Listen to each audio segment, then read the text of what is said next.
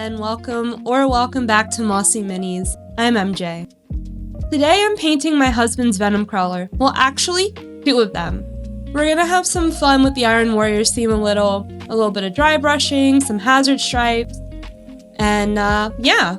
Also, this is my first video ever, so ignore any of the little hiccups that might pop up along the way. I promise they'll get better. And a quick little bit here, pretty much everything in today's video can be found in the links down below. They are affiliate links, so I might earn a little bit of money if you choose to use them, but no pressure. Alright, enough of that. Let's actually get painting now. Okay, first things first, a little table protection. My absolute favorite airbrush ever, the Mobius 0.3 by Gallery. If you follow me on Insta, you already know. And then into that, some matte white primer from Monument Hobbies. I love it so much. It's the only one so far that hasn't clogged my airbrush. Now a little coat of Black Legion by Citadel. For now. Very much needed before the next step because I don't own any black primer.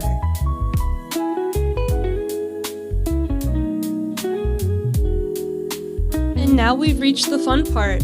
A healthy dusting of Chroma Air in aluminum by Spray Gunner. I was gifted this paint, but it's become an almost daily paint. Chris swears by it as the base for all his Iron Warriors now. Just look at that shine. I haven't been able to find anything else that does that.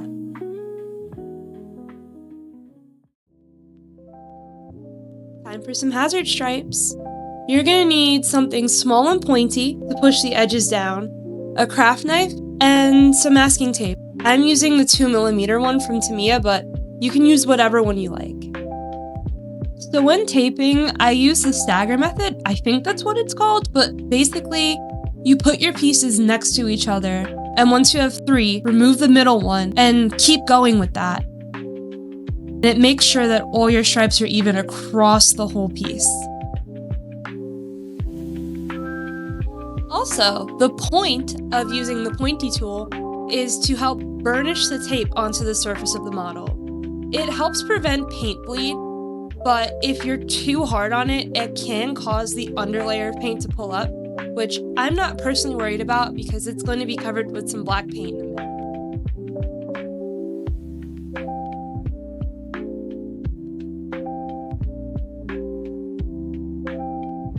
So now that he's all taped up, we're back with the matte white, some Bad Moon's yellow, and a literally 50-cent matte black craft paint. But before I reach the point of no return, why don't you go ahead and hit that subscribe button and do us a little favor of liking and commenting while I try not to pull all my hair out.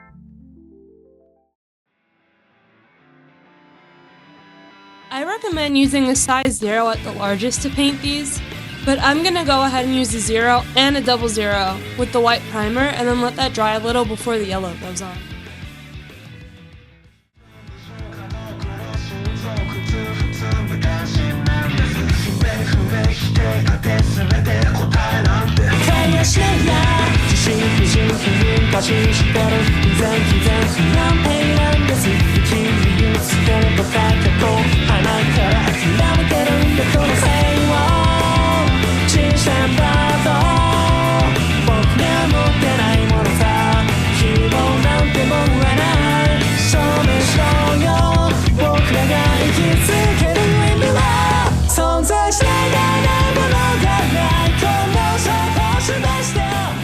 And now the black stripes, this time with the matte black paint.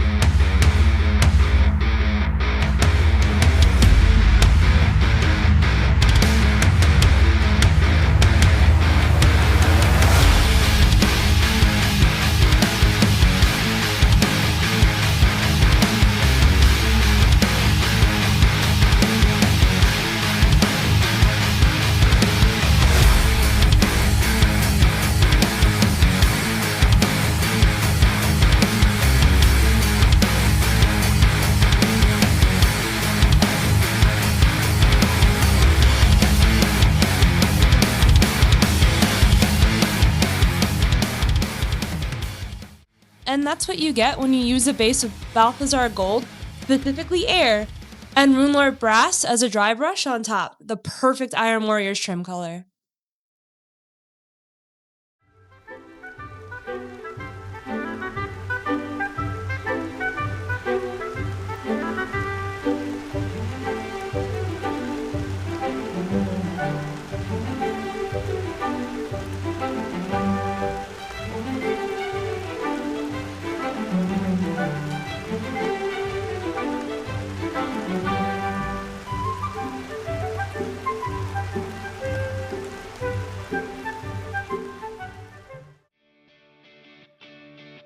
Time for some sickly looking skin. I'm starting with Pale Flesh from Green Stuff World all over this.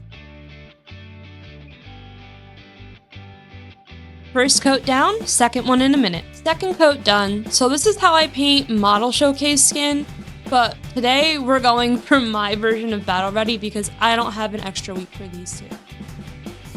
So first step is a healthy coat of Reikland Flesh Shade. After that's dry, I'll hit it with a little matte white on a dry brush before the next layer. Okay, so after repeating that 3 times, here's the result. I found this to be the quickest way to get battle ready skin that still looks like you spent a bit on it.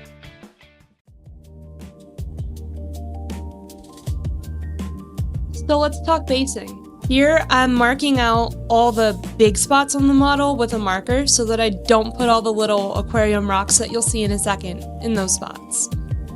And I know the bag of aquarium rocks is excessive, but it was like $3. And I've had it for a year.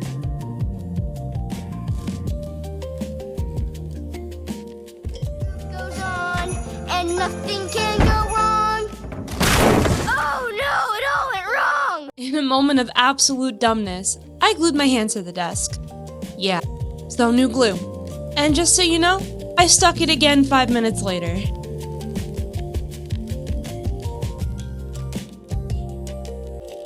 We're bringing back the airbrushing, this time with a brick red color. I'm gonna put some Martian Iron Crust, and I forget what the other one is, I'll tell you in a second. But this is a very similar color and it just helps all the rocks blend in. Now that that's dry, time for some Martian Iron Crust. The thicker you apply it, the better the crackle effect. And I'll let that sit and dry for like 2 hours. It's really damp here. Excuse the fighting with the paint, it dried out. I'll switch it up in a second.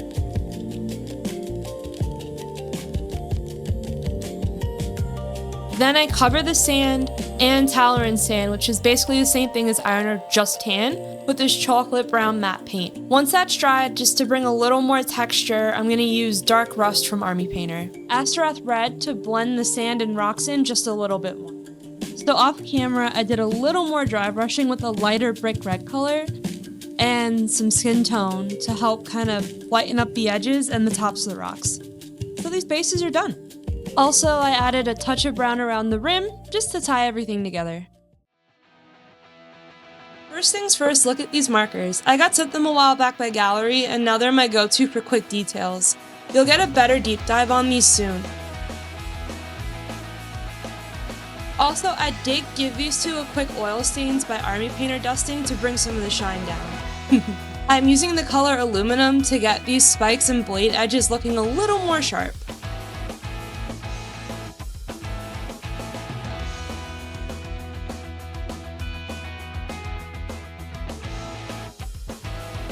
And we're back to the dry brushing to make all that trim shiny again with some Auric Gold and Runelord Brass. If you have a good pause game, you also might have noticed I popped a little yellow in the chaos symbol on his front legs.